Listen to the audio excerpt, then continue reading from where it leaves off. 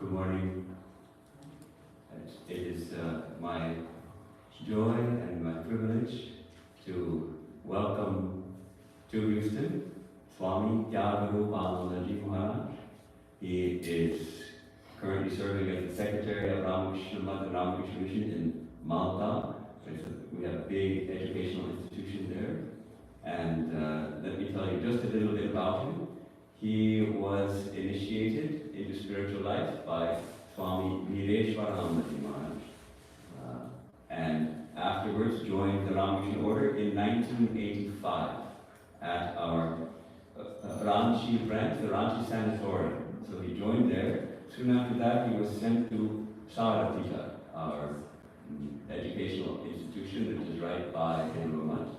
And after that, he was an acharya, a teacher at our training center for novices, and he served at Deoghar, another educational institution, and then he was transferred to Malda. So he has been in education all along, and he's also a practiced speaker, so we're looking forward to hearing his talk on the most important subject. Oh, by the way, he had sannyasa he was ordained as a monk in 1995 by Swami Tyagarupananda. So his talk today is very important, relevant for our spiritual life. As you know, meditation forms an important part of spiritual practice. So he's going to be speaking on meditation, principles, and practice. So Maharaj, please tell us about meditation.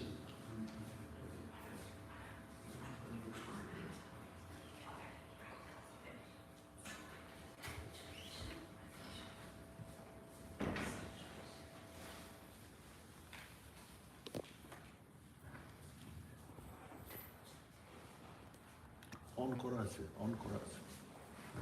চম্পকবাবু on করা আছে। It's okay.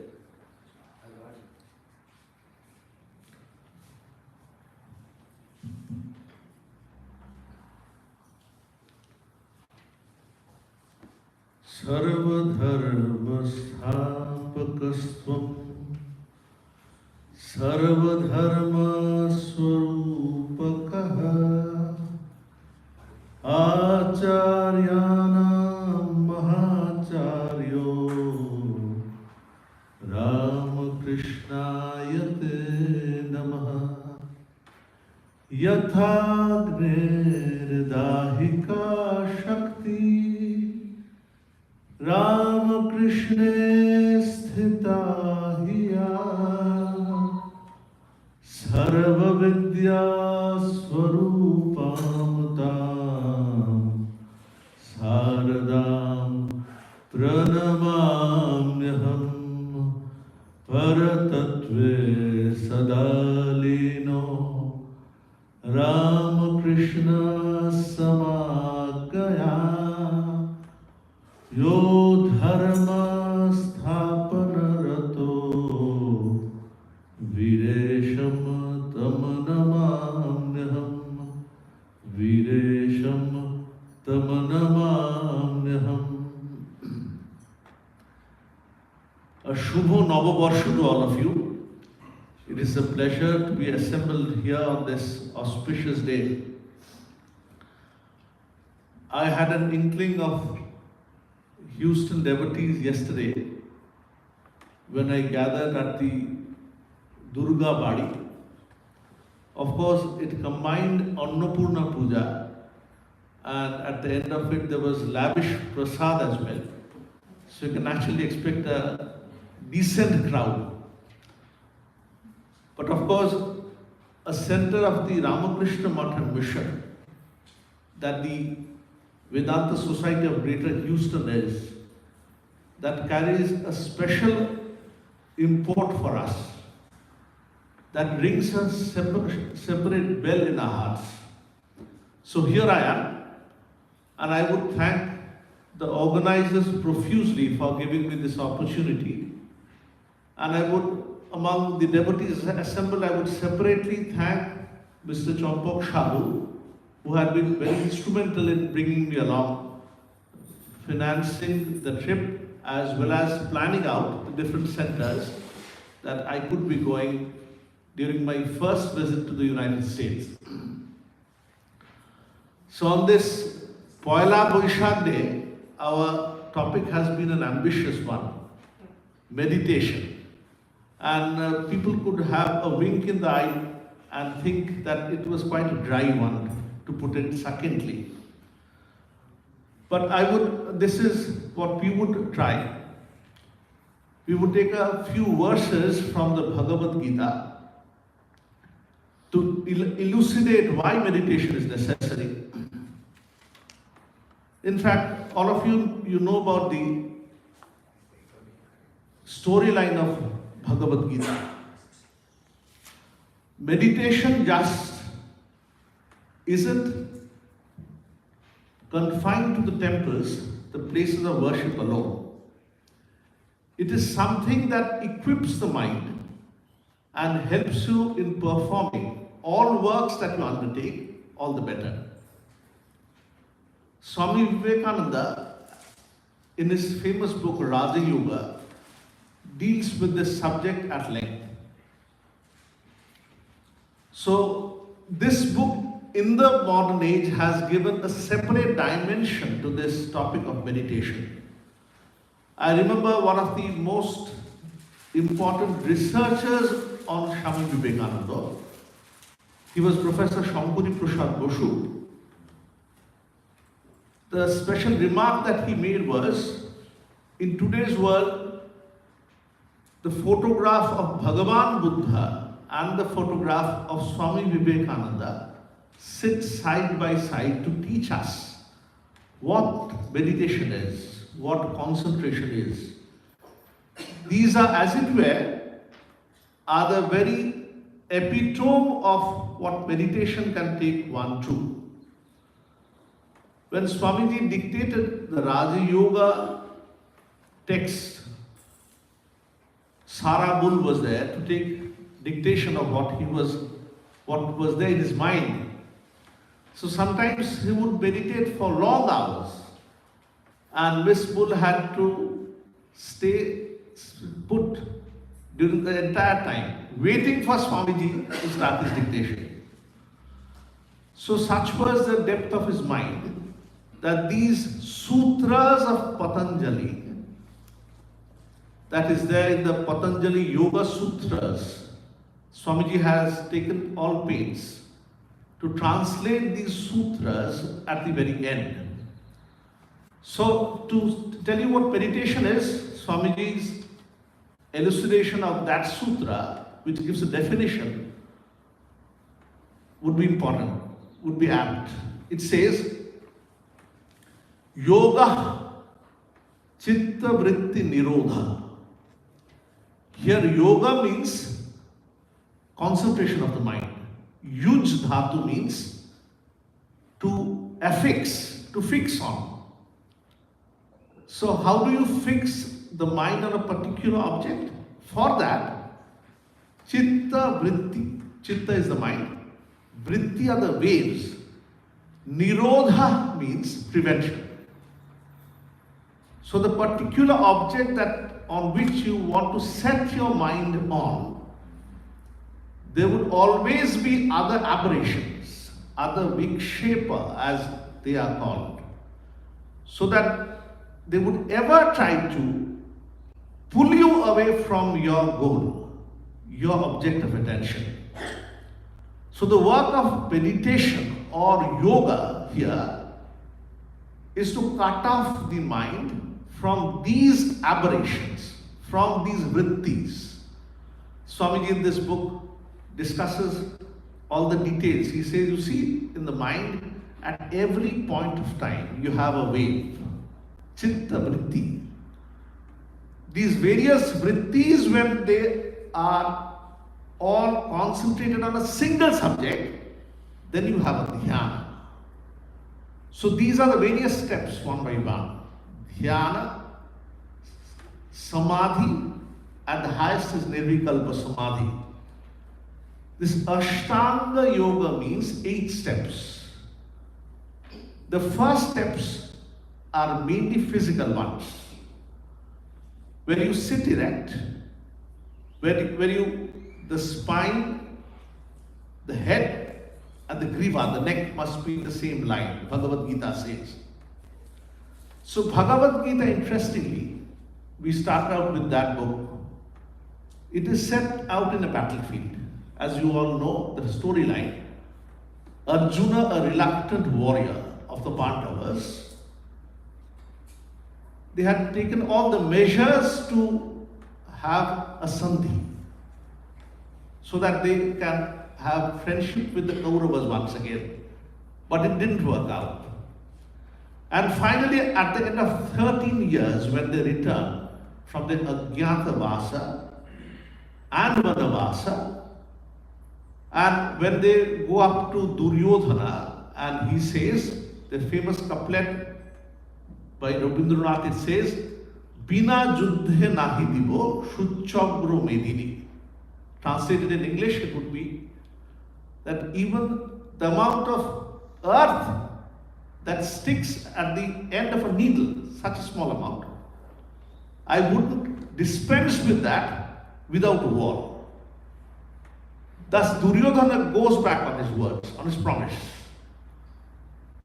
Because he had won a Dyuta Krida, a game of dice. And there the conditions were that they would remain for 12 years in Vanavasa and 1 year of Ajnatavasa. So they had completed that chain, the Pandavas. They returned, they asked back their legitimate kingdom, but the Kauravas, puffed up with pride and the military valor that they are endowed with now, would partake with the legitimate right of the Pandavas. So when all demonstrations failed, Krishna himself had gone as a Duta, as a messenger. But even he was turned away. When all such efforts had failed, then the Pandavas decided to go for a war. Both the Pandavas and the Kauravas, interestingly, had sent their messengers all across India, so that the Kshatriyas, the warrior clan, members of the warrior clan rather, they would join either the Pandavas or the Kauravas. So the stage was set. On the field of Kurukshetra, Kurukshetra is now in the state of Haryana. There the Pandavas and the Kauravas are assembled, and before the battle was about to start, a battle cry is sounded. The conch shells are blown. On both the Pakshas, Pandavas and the Kauravas, they sound the conch shells. The conch shells, in fact, they symbolize the start of the battle. But suddenly, Arjuna, at this moment of important moment that is due to come in his life, a cliffhanger that is due to come, he asked his charioteer, Arjuna asked his charioteer Krishna, because Krishna has taken a vow that he won't fight himself. He would only be a charioteer. But in fact, he turned out to be the most important non-playing captain, as it is known in the Davis Cup matches. Non-playing captain. This was what Krishna became. So Arjuna in desperation turned up to him and said, you see, my head is reeling. I do not know what ought to be done. In fact, he starts rebuking Krishna even. He says that, you see, it would have been better to live on bhiksham instead of indulging in the killing of our own relatives. So Krishna allows Arjuna to go on speaking, because Arjuna is in a fix, he's puzzled. When he understands the import of this great war, the entire Kuru clan in the land of India, Bharatvarsha, would be wiped out. This is the implication. So Arjuna was taken aback. He starts ruminating. Is it proper to kill our own relatives to get back our kingdom? He tells Krishna, you see, later generations would go on blaming us. That for the sake of this kingdom, mere kingdom, we could kill our relatives. So these were all the complexities of Arjuna's mind that he was speaking out actually. In fact, Arjuna symbolized all of us. All of us in a desperation. After taking a step in life, we look back.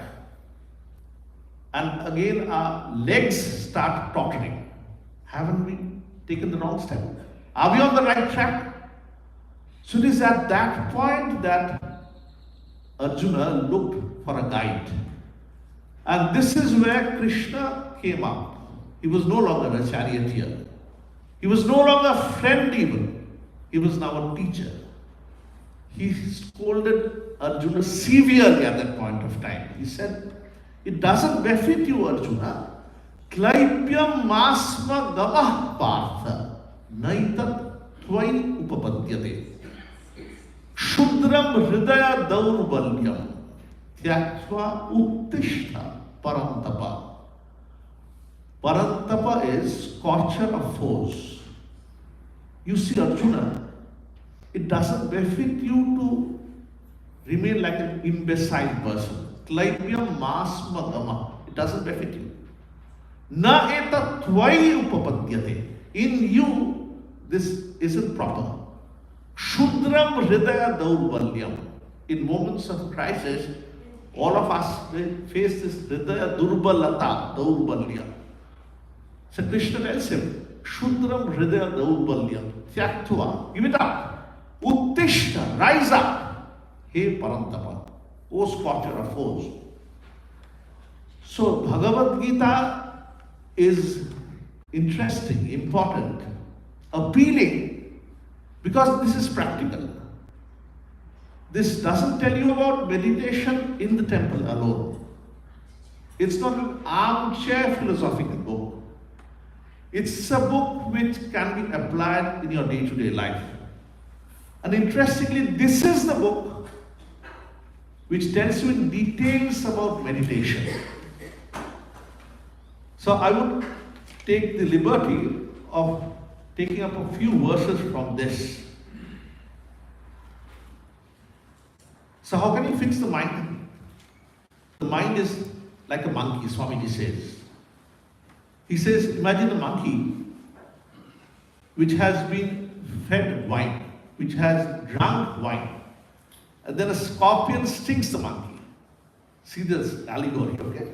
This is a monkey which is restless by its own nature, and then it drinks wine.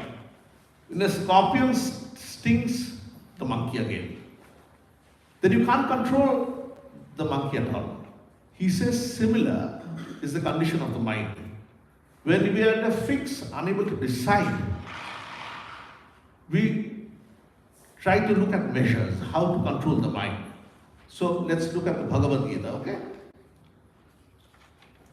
Atha chittam samadhatum na shaknoshi mai sthiram abhyasa yogena tato mamichhaptum dhananjaya. So he does the easiest part first. He says, you see, you are not able to control the mind, fine. Okay, try again and again. Don't give up. You could say, well, all of us, we apply this method. We try again and again. So before an important examination, when the mind is restless, eager to look at the TV, you again and again bring it back onto the books. Abhyasa, repeated practice.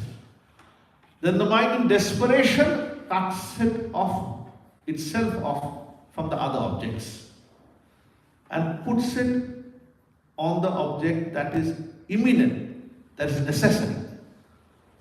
Well, sometimes this doesn't do. You require an alternative plan. When you are cutting off the mind, this actually is a negative step. Anvaya and Vyatireka. These are the words logic. Anvaya is positive, Vyatireka is negative. You tell the mind, do not loiter around. So that's a negative disciplining of the mind. Instead, you tell the mind, that will concentrate on this book, on this object in hand. So the first step is you cut it off from the outside world. And the second step is you force the mind or bring the mind around to concentrate on the object in hand. It could be the book. It could be on the deity.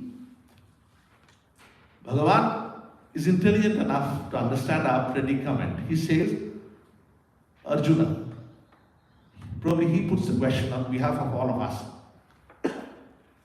He says, Abhyase api asamartha asi, matkarma paramo bhava. He says, well, you see, I can't discipline my mind. Abhyase api asamartha asi. Then what should you do? Mat karma paramo bhava. Instead do works meant for the Lord. Or rather, whatever works you do, you surrender those works to the Lord.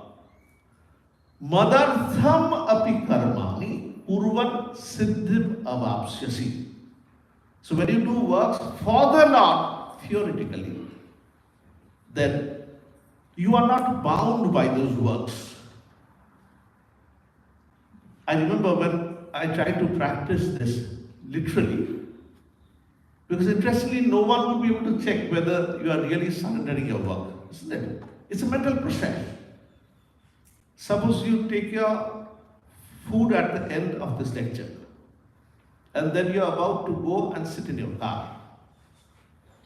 So I remember when we had a brahmacharya at the end of our 5 years, Swami Atmasthanji Maharaj, he was the general secretary.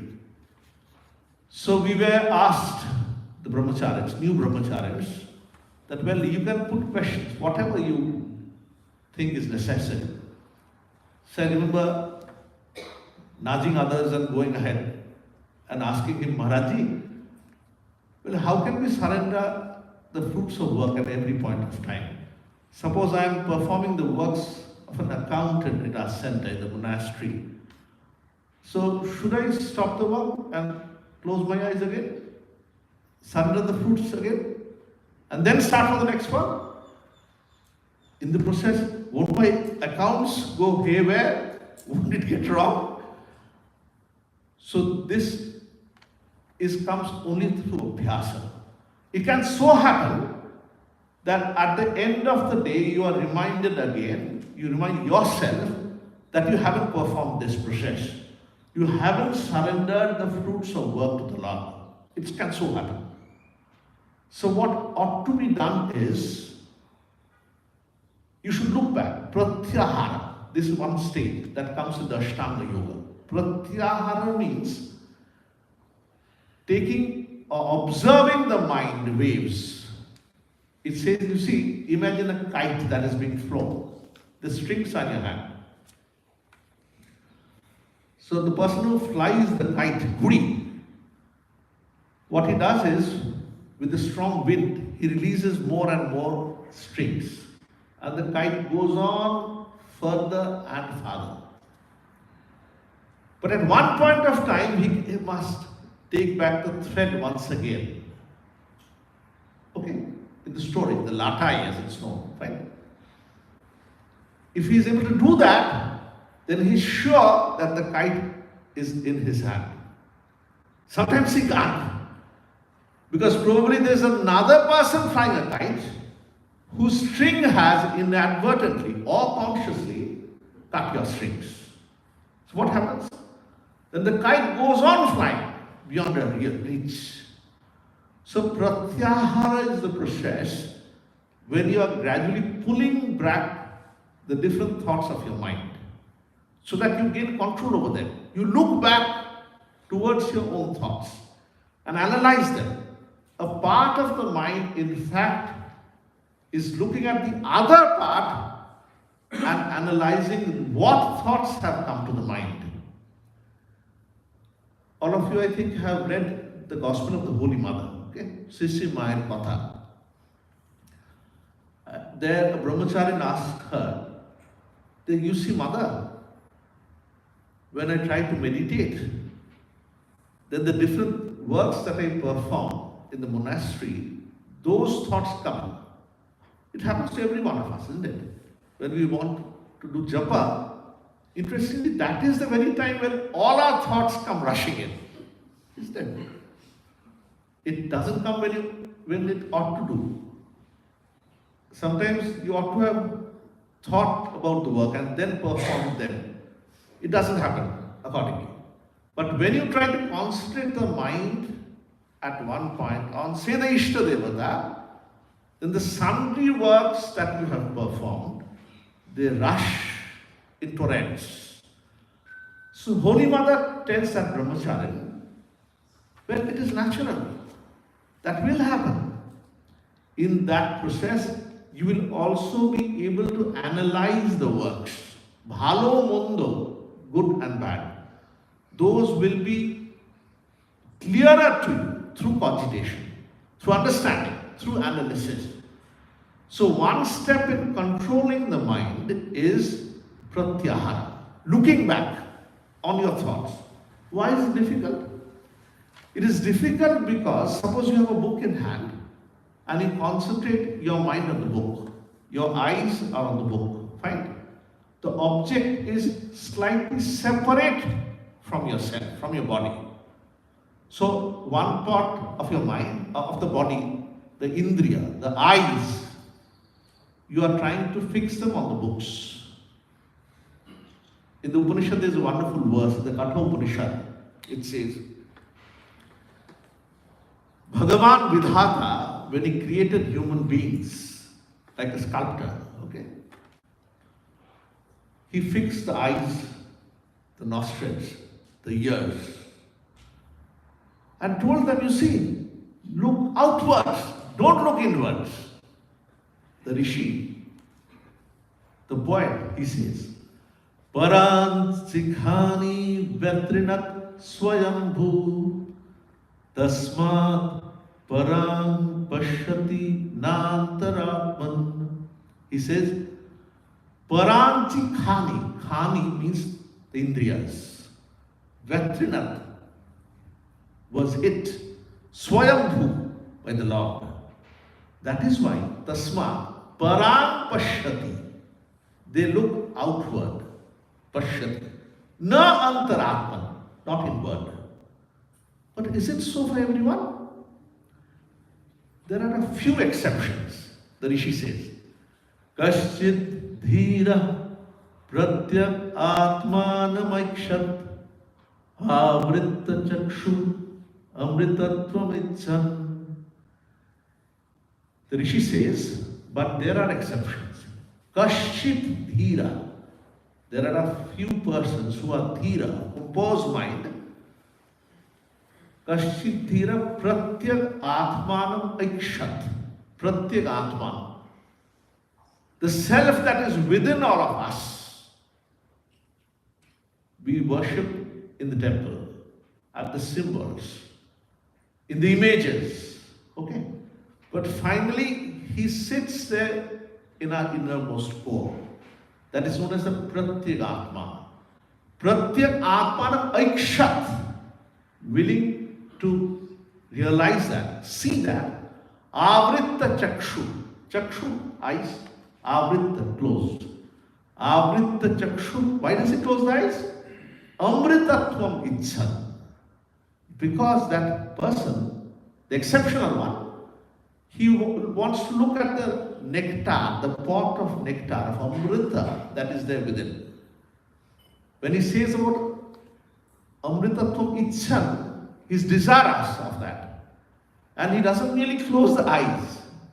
In Sanskrit, this is known as Upalakshana. By referring to the eyes, all the indriyas are being meant. That is the eyes, the ears, the nostrils, all of them. How do they take us outside? The Upanishad says, you see, every one of the senses, they have their respective objects. The eyes have the sights, the ears have the sounds, the nostrils have the smells, one by one, respectively. So if you are blind in your eyes, if your ears are active, you can't see, isn't it? If your ears are gouged out, eyes are gouged out, ears are working, you won't be able to see anything. So, respectively, for every one of the indriyas, there are the respective objects. Paranchikani Vyatrinat Swayam. The Ishwar, Bhagavan said, the indriyas, look outside. Look at different objects. Don't look inwards. The poet, he is also sadhana. He says, but there are exceptions. You can control your mind. You can look back. You can have a meditation for yourself. But that requires endeavor. That requires an effort on your part. Okay.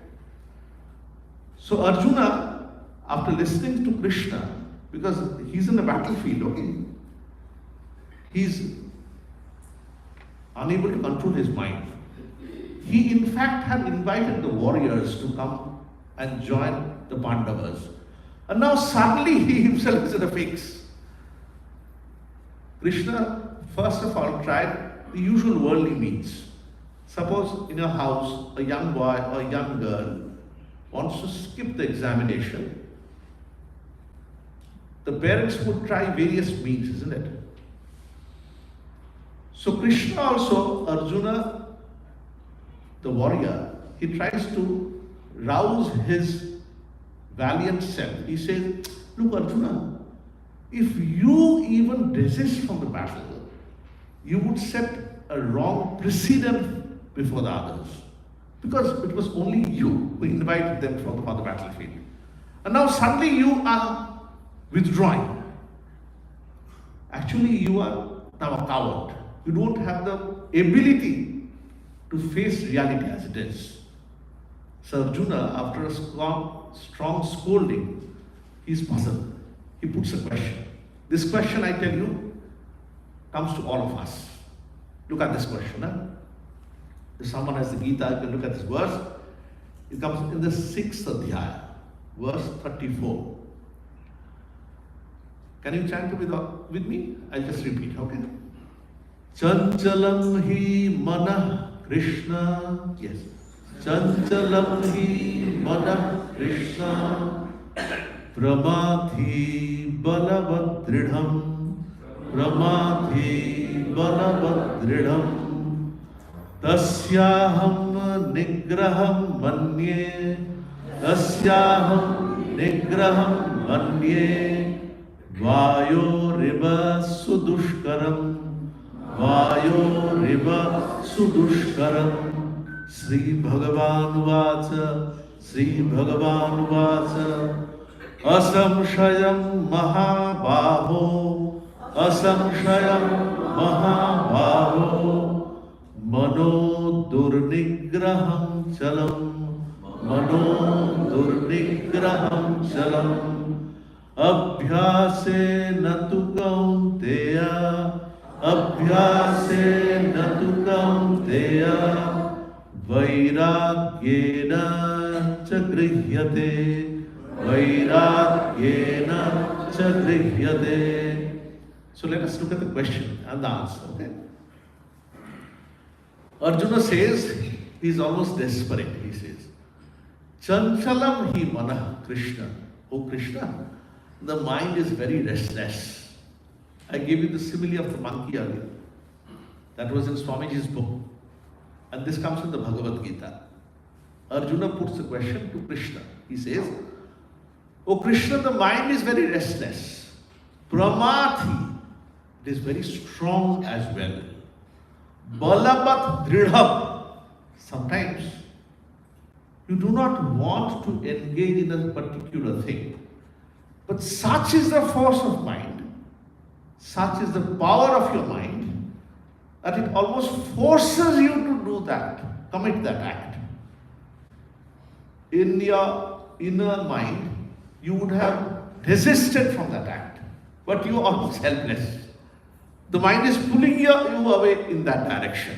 So he says, Pramati Balavat Dridam. Then Arjuna gives an example. He says, Tasyam Nigraham Manye.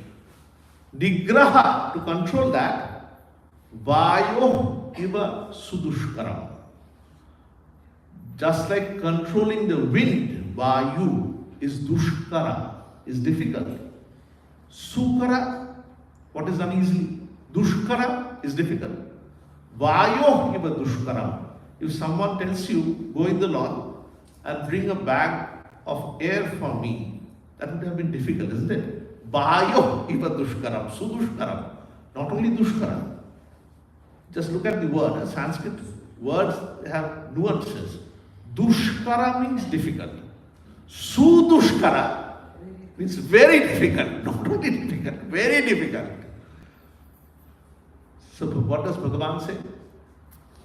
See, a good teacher, when a student puts a question, the student feels that it's a good question, isn't it? So the teacher doesn't snub him or her. He tells the student, well, it is right what you said, but you can have a solution. Okay. What it does is, it gives confidence to the student. So look at the way that Krishna answers. Asamshayam Mahabaho Mano Durnigraham Chalam. Right? Here Mahabahu, a person with strong hands, Mahabahu. Arjuna is Mahabahu. Asamshayam Mahabahu. There is no doubt at all. Manah Durnigraham Chalam. The mind is Durnigraha, difficult to control. And Chala means Chanchala, restless. But there is a way. Abhyasena tu kaunteya. Through repeated practice. Practice. And what else? Vairagyena chagrihyate. You must have both. You must also have vairagya. That is, you must give up unwanted things. You must practice both. First, take up your book. There is examination in front. Day after tomorrow, take up the book. Positive thing. Negative thing is, don't look at the television now. Vairagya, have vairagya there. You must have both of them simultaneously. Then you can expect to control the mind. See, all of us before the examination, under the pressure of examination, or under the pressure of a circumstance, we bring our mind together. We bring our concentration together. And then put all efforts and write for the exams, appear for the exams. At that point of time, we start feeling, aha, is it? We too had such a control over the mind. Okay, henceforth, regularly we'll go on controlling the mind and controlling it regularly. But it doesn't happen. After the examination is over, after a big program is over, then the concerted effort, it dies down. Again another examination comes, then again you're forced into it, as it were. So how can it become a habit? Through repeated practice. So what kind of practice? It says, look at this verse, and this also comes in the Gita. Arjuna's question. You see, in today's educational parlance, they said that the teaching should have a question and answer method. If you have a monologue, if I go on speaking and you go on listening, after a point you'll start drowsing. This is normal. So teaching should have a question and answer method. Bhagavad Gita has this question and answer method. Look at another question that Arjuna puts. It comes in 3.36. Athakena prayuktoyam papam charati purusha. Can you kindly repeat? Athakena prayuktoyam papam charati purusha Anichan apivarshneya, anichan apivarshneya, balad iva niyojita, balad iva niyojita. Sri Bhagavan Vacha, Sri Bhagavan Vacha, Kama Esha, Krodha Esha, Kama Esha, Krodha Esha, Rajo Guna Samudbhava, Rajo Guna Samudbhava, Mahashano Mahapapma, Mahashano Mahapapma, Vidyenam Iha Vairinam, Vidyenam Iha Vairinam. So look at the meaning, okay? It's so practical, this verse. It's Arjuna is putting this question. Atha kena prayukta ayam. Goaded by whom? Provoked by whom? Prayukta ayam. Papam charati purusha. The human being, he or she engages in works that he wouldn't prescribe for others. Papam charati purusha. He walks on the path of unwanted things, works. In spite of himself. He wouldn't have liked to do that. Why does he do that? Anichan api varshnya. He doesn't want that. Anichan api varshnya. Varshnya is Brishni Bangsha. Udbhuta Varshnya, Krishna. Balad iva niyojita. As it were, I am being pulled in that direction. I try to resist it, but I don't have the control within to control this attitude, this propensity of mine. Why does it happen? Bhagavan gives the reply. Bhagavan is a teacher here. He says, Kama esha krodha esha. Kama here means desires. Krodha esha. You have a desire. You have a desire to own a wonderful mobile set for yourself, iPhone. Your parents can't afford the money. They tell you, I'll give it to you later. First you pass the examination. You get angry. So karma turns into anger. Kama esha, krodha esha. What is desire is essentially becomes later on, krodha. Kama esha, krodha. Why does it come? Rajo guna samudbhava. Raja is the propensity to engage in incessant action. Sattva is tranquility. Raja is more and more works, engages even more and more works. This propensity, Rajo guna samudbhava. As you engage in more and more works, more and more desires start cropping up, bubbling up in your mind. Mahashana. But this kama is dangerous, he says. These desires, pot full of desires, very, very strong, he says. You see, look at the words. Mahashana. It's a great appetite actually. Ashahatu means to eat. Mahashana. It's a huge belly actually, huge appetite. Mahashana, Mahapapma, and can engage you in great sinful works unless you appease it. Unless it is appeased, it will pull you into wrongdoings. Vidhi enam iha vairinam. This is really your vairi, your enemy. See, look at the analysis. We look at our enemies in the external world, isn't it? So it says, no. The external world, these enemies really, they emanate from your inner desires. It is the inner desires that have gradually fashioned the world around. Philosophy says, you are the subject. You in course of time look for the object.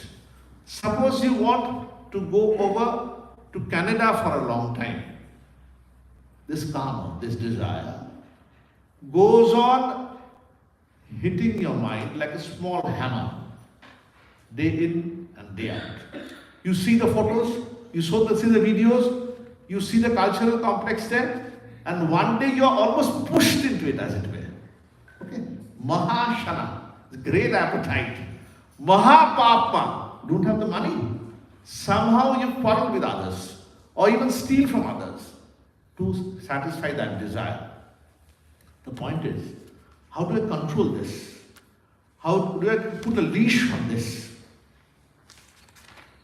Bhagavad Gita so wonderfully even gives a physical prescription for this, not merely theoretical. In fact, our topic was such, not only theoretical discussions, it also tells you about the practical part.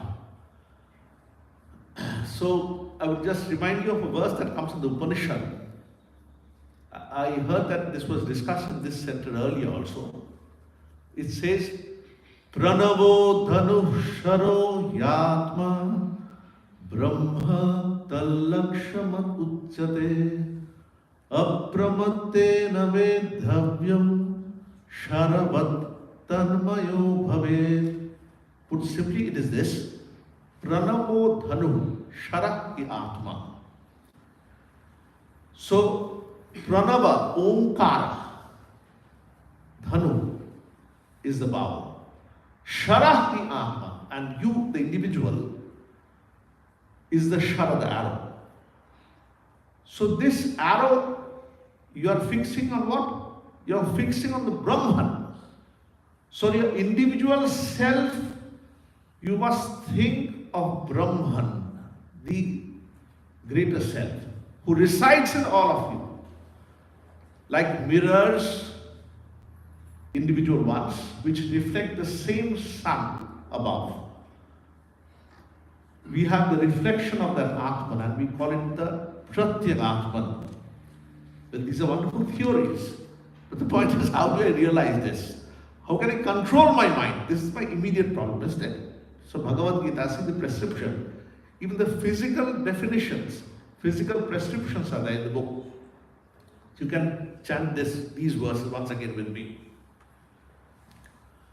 Samam kaya shiro grivam, samam kaya shiro grivam, dharayan achalam sthira, dharayan achalam sthira, sampreksha nasika gram swam, sampreksha nasika gram swam, dishaschan avalokayan, dishaschan avalokayan. Can we practice it? Just see what it's doing. Samam kaya shirogrivam. Kaya is this part of the body. Shira, the head. Griva is the neck. All these three must be brought in the same line. You can practice this once. Samam. Chin up, spine erect. Okay. Samam kaya shirogrivam. Dharayan achalam sthira. It says you hold it achalam. It must not waver. It must not bend. Achalam sthira. Sampreksha nasikagram swan. Your eyes must be at the tip of your nose. Prescription for meditation, you see. Sampreksha. Putting it at the tip of your nose. Nasikagram swam. Swam your own. Not at the tip of the nose of other persons. Swam. Sampreksha nasikagram swam. Disha cha anavalokaya.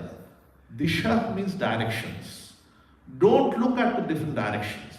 Sometimes it so happens, I remember when the younger brahmacharis, they start performing puja, they start looking in different directions. Okay?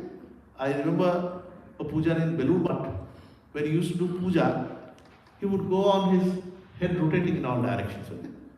He's watching who are the persons coming to the temple. This you should do. Dishacha anavalokaya. You must not go on rotating your head. your eyes. Anavalokaya. What do you do then?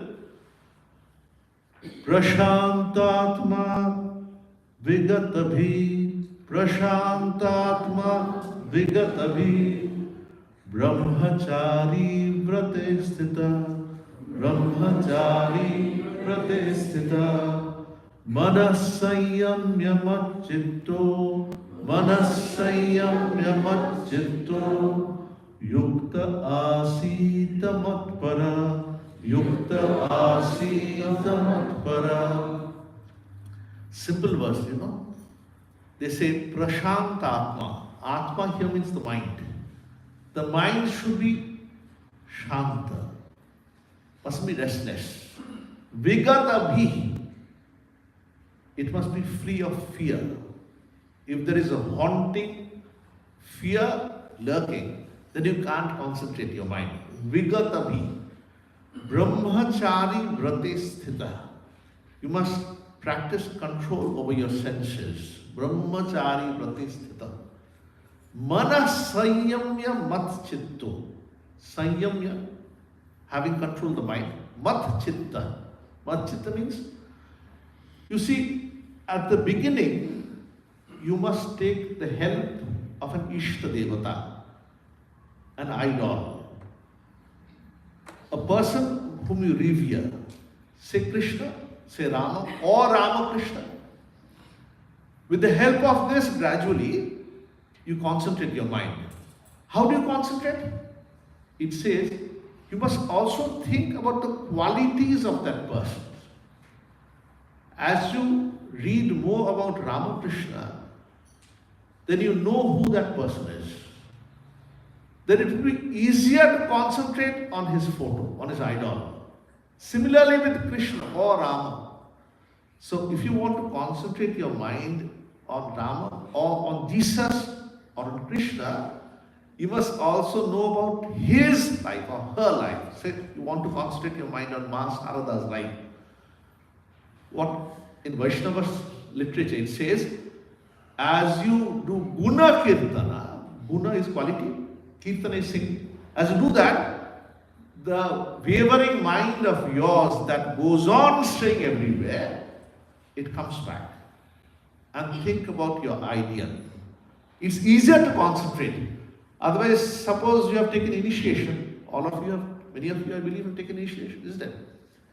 So remember, when people take the initiation, in the forms that they fill up in India, they ask the question that you would be able to do twice japam, isn't it? Then boldly they say, yes, we can do that. Initiation is over. Then they come to us and say, Maharajji, dubari ki job dhan korte habe. What do you mean? That is what you have pledged there, that you will do twice in a day. So fine, it is gone. কতক্ষণ করে করতে হবে? How much time? Okay? খুব বেশিক্ষণ না, we are very busy. You see, busy bodies. We go to the office every day. Fine, but you have time to watch the TV. You have time to chit chat. You have time to look at your phones and scroll through the messages. Facebook, YouTube, WhatsApp. Give a little time for japam. So your priorities, what you think about Ramakrishna or Ma Sarada or your ideal, what it does is, gradually your mind is tinged with that ideal. It is easier to meditate then. It is easier to concentrate then. I'll tell you a funny story. The story comes in a book by Rajshekhar Boshu. His pseudonym, his pen name is Parashuram. The name of the story is Siddheshwar Limited. He says there was a merchant. He was a busy person, okay? And his guru has told him that he ought to do 108 times, take the name of the Lord 8 times a day. So he was a busy person. So he prepares a stamp pad. Okay. And in the stamp pad, 12 times it is written Durga Inama, 12 times. So now it's easy for him. He takes the stamp pad and 9 times. 1, 2, 3, 4, up to 9. 108. So he has taken the name of the Lord 108 times. Okay. So this is how sometimes we want to play with our own minds. That won't do. It's like a practice.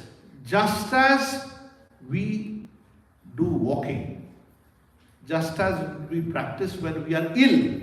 Suppose the doctor tells you that you have a diabetes, you must do walking every day. Out of desperation we start walking, isn't it? Even in India nowadays, even in Kolkata, I remember, many people walk in the morning nowadays because health consciousness has definitely increased. People know that it's not enough to go up to the doctor and gulp medicines. You must take care of your own health. Similarly, meditation tells you, take care of your own mind. The more you do, the more amount of leash on your own life you would have.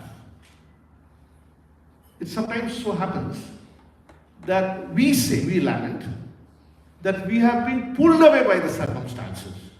We do not know what has happened. It's not so. It is because we have allowed our mind to run away that we have frittered our energies. Undecided, we have followed others. We cannot form our own opinions, cannot have a proper logic for our own thoughts. Why? Because we do not cogitate, do not do pratyahara, do not do meditation. So, can we do a little bit of practice and meditation for this? There is what is known as Pranayama. Pranayama, Swamiji says in his book Raja Yoga, he says, suppose the mind is very restless. You had a strong quarrel in your own house. Okay? Then a neighbor, he comes to the house. You do not want to show it to others that you had had a household quarrel. You pretend everything is fine. But you understand it yourself. How? Because you are gasping actually. Long breaths. So what happens is, when your mind is disturbed, then your breath is a longer one. Similarly, when the mind is tranquil and calm, the breath is even. You cannot even feel that you are breathing sometimes. So what pranayama does is, Swamiji says, it is like putting the cart before the horse. Normally the horse draws the cart. But now we can put the cart before the horse. How? Now by controlling the breath, you are controlling the mind. You see, the breath you can feel, isn't it? Hawa. আমরা বলি না গাছের পাতা নড়ছে. You cannot see the hawa, the air. You can see its works. The mind is similar actually. You cannot get a hold over the mind directly, but you can see its works. If the body temperature rises when you are angry with someone, when you are very happy, then your body temperature settles. So pranayama is the process, the first physical part of it, because meditation practice has a small physical part as well. Asana, pranayama. When these steps are done properly, then controlling the mind becomes easier. Pranayama in fact has 3 sub-steps. Just to tell you the steps. The first is known as kumbhaka, taking in the breath. First one is puraka, taking in the breath. Then you retain the breath for some time. That is known as, anyone? Kumbhaka. And then you give out the breath, that is known as rechaka. So once again, you take in the breath, retain it for a time, then you give it out. When you do that rhythmically, then you have pranayama. All of us, we are taking in and giving out the breath. But when you have a leash over that, when you have a control over that, that becomes pranayama. Yam dhatu means to control. Pranayama is the control of the prana. Prana here means the breath. So we can just have a little bit of pranayama for a practice, for a small time. So I tell you the numbers. We'll count 4 in your own mind, of course. and put the air from the left nostril. Then close both the nostrils and count 16. Then from the right nostril you will count 8 and give the air out. So first taking in to the left, then retaining it within 16, then giving out from the right 8. So I'll say Om, then you'll start, okay? And don't do a fast forward. Okay? Take a little time. Let's start. I'll say Omkara, then you start, and then I'll say Omkara again to end it. Om.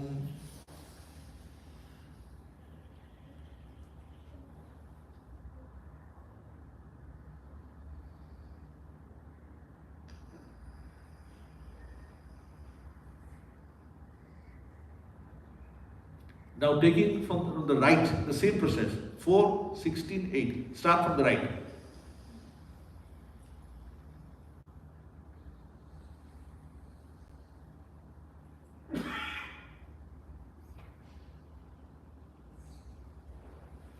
The last one, again from the left, 4, 16, 8. 4, 16, 8.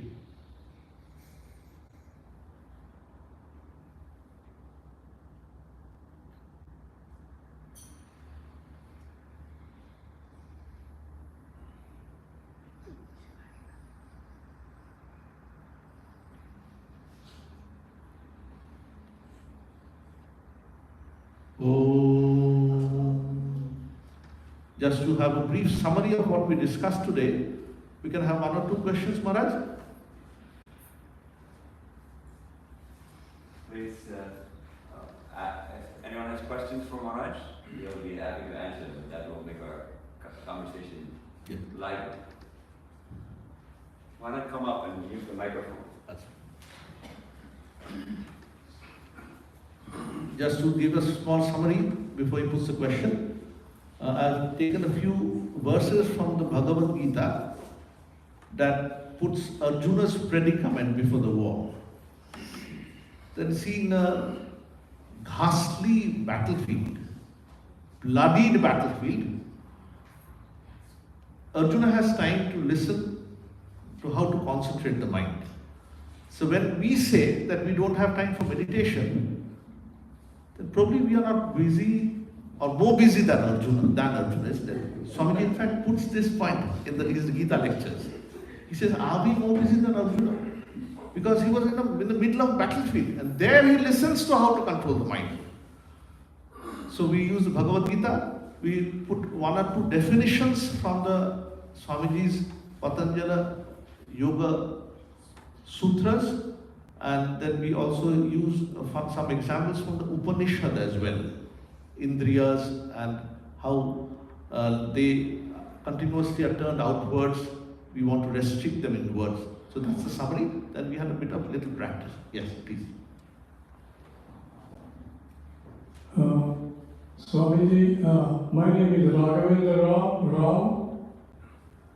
Being a regular here at Sri Ramakrishna Mission, and we have a good congregation here.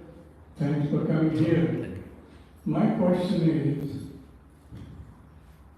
your presentation is very good, excellent, following the details on Sri Bhagavad Gita. My question is based on Sri Adi Sankaracharya. By following the Upadesa Sahasri by Sri Sankaracharya, he said, this is a long 1000 slokas summary. He says, Jnana path is the simplest way to control the mind.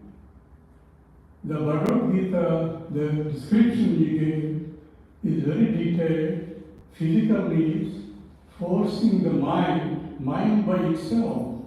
It is designed to oscillate. That's the nature of the mind. Right. If you look at the mind So what's the question? analysis, Come to the question. it always keeps on oscillating. My question is, instead of focusing physical means to control the mind, like Sri Krishna suggested, go abhyasa. Shankaracharya indicates, go with the jnana path, understand who you are, okay? Once you have the basic understanding, you are the Atma, the soul. Atma is the God. God is the creator of everything. You are the God. So, the human body is designed such that the jnana path would have been easier than the physical means. Yes, it is. And the question is, once you know, you believe the God, the concept that mind and breath, they are the creation of the God, then just ignore the mind, focus on what you want to do, and you keep on thinking it, then mind will come automatically under your control. Right. Okay. Thank you. That's a good question. So, let's have it one at a time. So, his question was, just to summarize it for all of you, that whether the jnana path, the path of knowledge, is to be followed more than the physical means of holding the chin erect or the body, spine erect.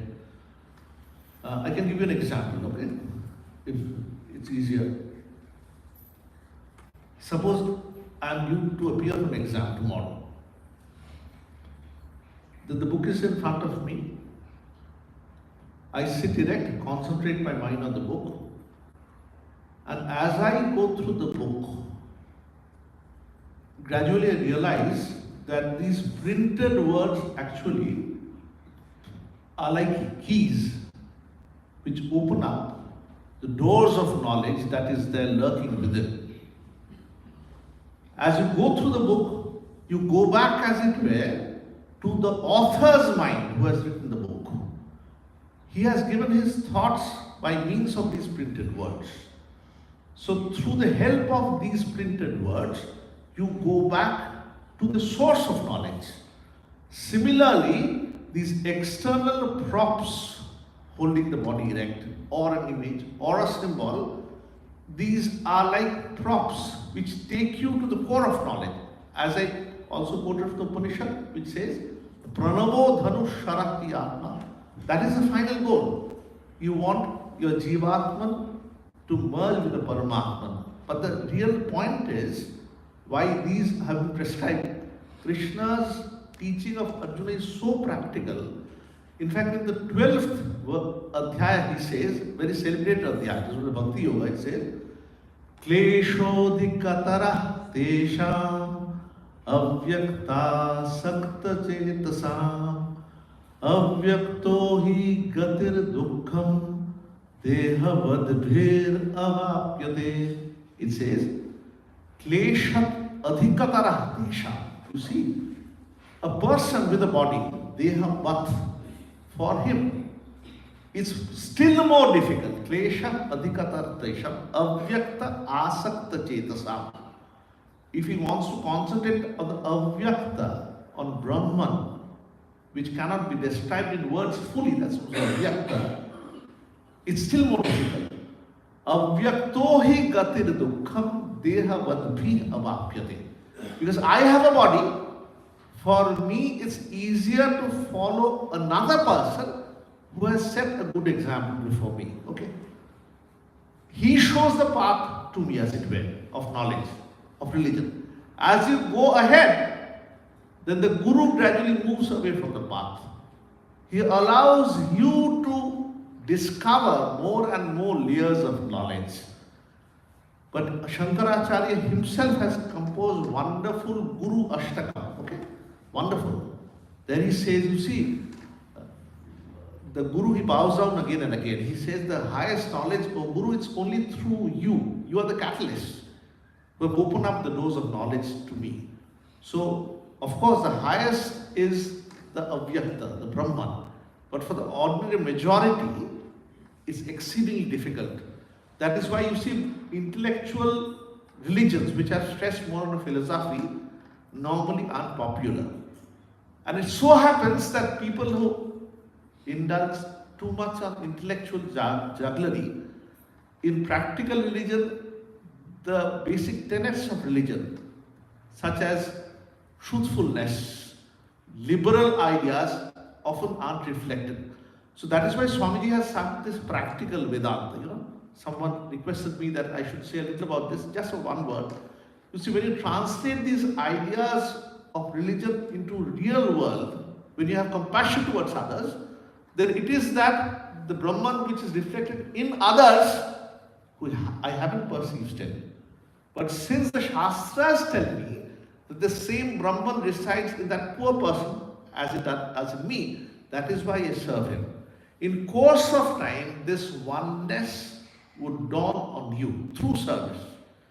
So Karma Yoga takes you to the highest gap. Okay, I tried to reply. Yes, please.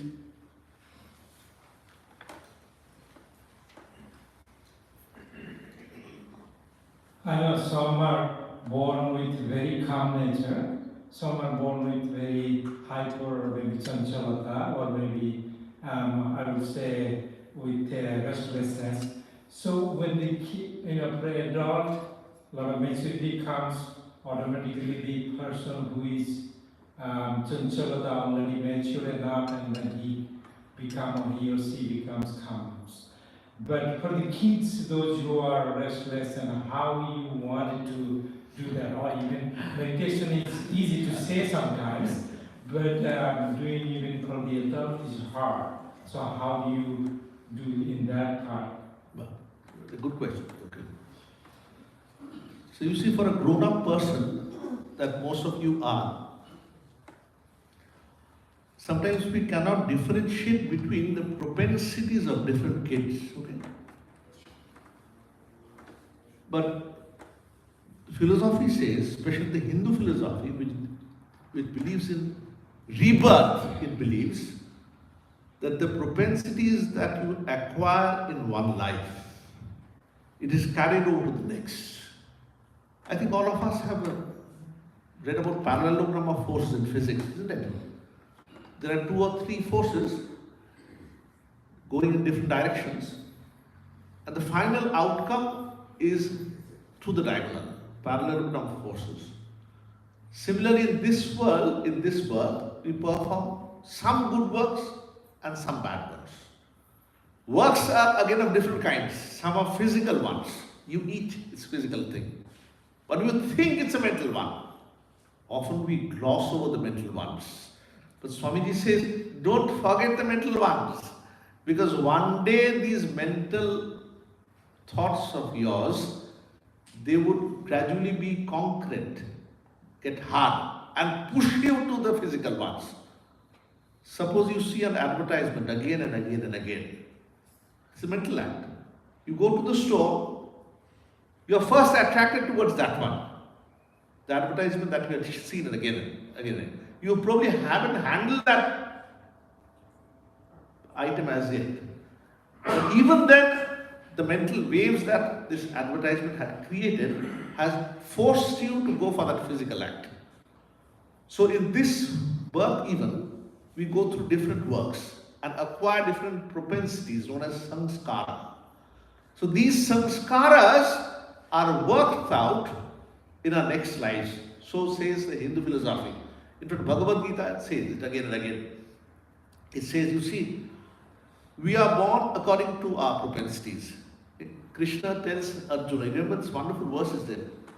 Bahunami vyatitani janmani tavacharjuna tanyaham veda sarvani natvam veda parantapa. It says, you see, bahunami vyatitani. We have passed through many births. Bahuni me vyatitani. Janmani tavacha Arjuna. You also. Both of us. Tani aham veda sarvani. Fortunately, I remember them. Natvam veda parantam. You do not remember them. I think many of you read the life of Bhagavan Buddha, isn't it? Buddha's photo is there here also. He speaks about his 500 births, Jataka stories. And many of them, he was not a human being even. Sometimes he was an ox, sometimes he was a dog, sometimes he was a bull. So even Bhagavan Buddha could pass through so many lives. So what to speak about us? So when you see a young boy or a young kid, he or she also has her or his propensities. So you must also honor that somewhere. It's not that you must put a straight jacket and ask all of them to go through the same road. It's not that. But that requires patience on behalf of the teacher and the parents. It's easier for us to put them in a straight jacket and tell them, all of us must be an engineer or a doctor. It's not that. The more you recognize the diversity of beings, the more you have the ability to flourish, help flourish that child. You remember that Sri Ramakrishna's story? When his father had passed away, his elder brother wanted to teach him a bit of Sanskrit. His elder brother was running a Sanskrit toll as Pathshala, a school. His elder brother was sufficiently senior to him, was 30 years his senior, Ramkumar. Sri Ramakrishna was a loved kid. After his father passed away, his elder brother took him to Kolkata where he was running this store. He wanted to teach him Sanskrit. Why? Because an ulterior motive he had. He was a good Brahmin, but he thought that, well, if Gadadhar or Sri Ramakrishna also must become a priest, he must have the basics of Sanskrit proper, isn't it? If a priest chants the Sanskrit mantra wonderfully, you are impressed. Maharaj was chanting very well in the beginning. I was very impressed. Similar with all of us. If the priest can chant Sanskrit well, you are impressed with him, isn't it? So that is why his elder brother wanted to teach him Sanskrit. So Gadadhara, beyond the point, Sri Ramakrishna said, Amar chal kola madha vidde China. What does it mean? It says, in those days, instead of money, they would give in kind. Chal kola madha vidda. Chal is rice, kola is banana. A Brahmin or a priest is allowed to carry them. Chal kola madha vidde. The vidya, the knowledge, which is meant to give you a vocation, I do not want that. Okay. So see, looking beyond the vidya, looking at the ulterior self of why you are learning. So a kid merely 16 years of age tells his elder brother. It's almost appears like an advice. His brother is upset. He thinks, you see, he doesn't know the rigors of the world. He doesn't understand how much of hardship I have to face to rear him up. He ignores. But you see, this is a child of another propensity, isn't it? How can we ignore him? Sri Ramakrishna, we thought, didn't know any writing at all. But that's not true. When I went to Shihor Gram near Jawarambati, we had seen writings of Sri Ramakrishna. He had copied the text. But Ma Sarada couldn't write. She could merely sign Sri Ma. But what a mine of knowledge, you see. Swami Vivekananda, such a paragon of Vedanta, was ever diffident to go to Ma Sarada. Okay. When he was going, sometimes he would again sprinkle Ganges water on him. We have such incidents. Swami Vivekananda, what charisma he has in today's world. Such knowledge, such a singer, such wonderful physique. People would mistake him for a king or a prince. Ma Sarada on the exterior, not impressive at all. But knowledge, simplicity, divinity, such wise counsel. In difficult positions, Ma Sarada was the anchor for the newly formed Ramakrishna mission. Even after the passing away of Swami Vivekananda, the monks would go up to her and look for the last resolution to problems. So you see, people have different propensities, isn't it? So if you have a child with different propensity, the more you can nurture him, accordingly it's better. But at the same time, it's good to give them good thoughts. There's a story of Madalasa in the Upanishad. Swamiji would sometimes quote this. Madalasa, the mother, after giving birth to a child, she would rock that child in a cradle and say, Aham Brahmasmi, Tattvamasi, Tattvamasi. The father, he would get upset. He would say, Ki kocho, in Sanskrit. What are you doing? Do you want this child to become a monk again? Madalasa said, yes. The highest knowledge must be conveyed again and again. Tattvamasi. Tat is that, Brahman. Tvam is you. Asi is are. You are that. That is, you are Brahman. From the very young age, if the highest knowledge can be given to a child, then naturally grows up into that. But for that, we must equip ourselves also, The more we are disciplined, that example counts on the child. Okay? You cannot advise the child merely and tell him or her to obey rules unless you obey it yourself. Okay? I try to give you answers well. One more question we can take, not more than. Please, time is running out. We have to do other thing. Right, we can. Yes. I think people are too saturated with thoughts. Forget it. Right. One more.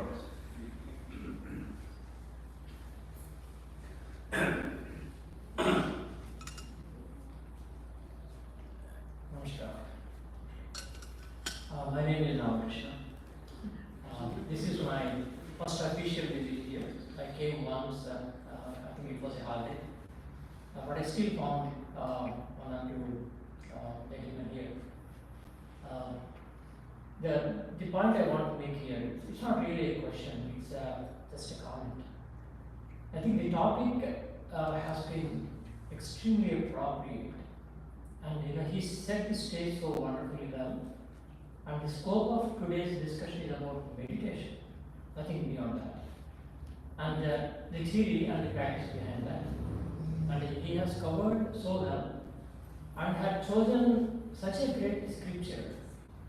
Many people do not know that Bhagavad Gita mentions meditation.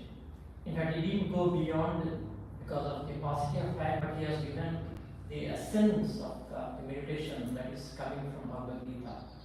Bhagavad Gita further says where to sit, how to sit, and what kind of place that you need to choose, right. What kind of asana you choose.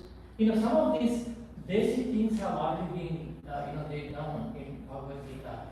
And another important part that we have touched today is Ashtanga Yoga. Being a yoga teacher myself, I think that is the most important aspect. Anybody who wants to enter, the path of yoga or path of meditation. And as he rightly put it, the second sutra of Patanjali, Yoga Sutra, that is Yoga Chitta Nirodha, and he has explained it so well, so meticulously. I think this is a great opportunity. The jnana doesn't come on its own, flying and sit on our heads, unless you are receptive. So I think we have to make ourselves eligible and be receptive in order to receive any kind of jnana. Thank you very much. Thank you.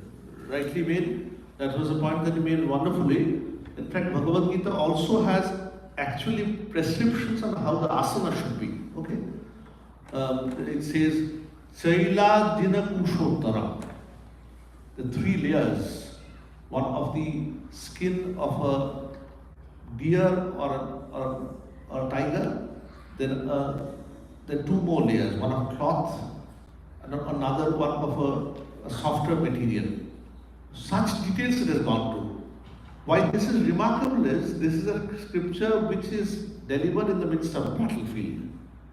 But just look at Shankara's Bhashya. Here, one gentleman had mentioned about Shankara.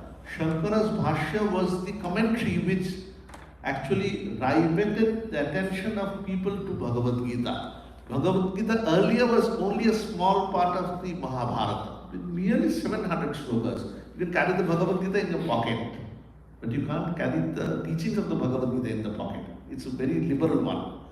So the teaching was there embedded. Shankaracharya was so liberal that he said, you see, the very introduction to Bhagavad Gita, he says, you see, what Arjuna was taught by Krishna that in later days was composed into verse form by Vyasa. Well, this has strong implications, you see. Often, sometimes we take it for granted that these verses of the Krishna were uttered by Krishna himself. But just theoretically, it's impossible, you see. If the fastest person to recite the Gita would take 1.5 hours. So both the Kauravas and Pandavas, they have to remain like statues on the battlefield with the arrows and their maces, isn't it? So he gave the teachings that was probably spread throughout the entire war. Again and again Arjuna would be overcome by sorrow when his son was killed, Abhimanyu. So again and again Krishna would have to pump him up, encourage him. Get up!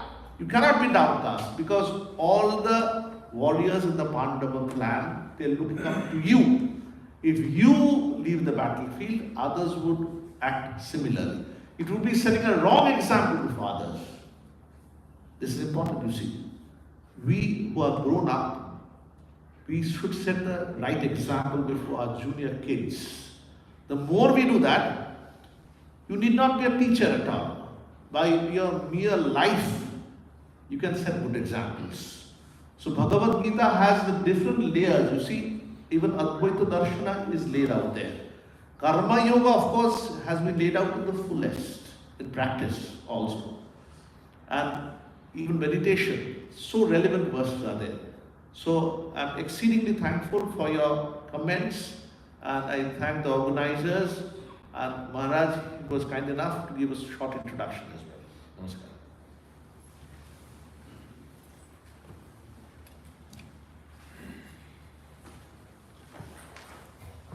Thank you, Swami Tyagarupananda Maharaj, for your beautiful, practical, and inspiring talk on meditation principles and practice. And we got a little taste of practice, and we also got glimpses of how you have been in education all along, because you referred to sitting for examinations and all those things.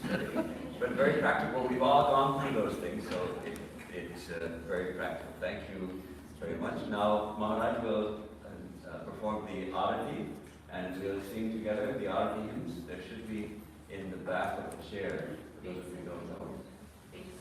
Page 7. And I get a chance to do the oddity.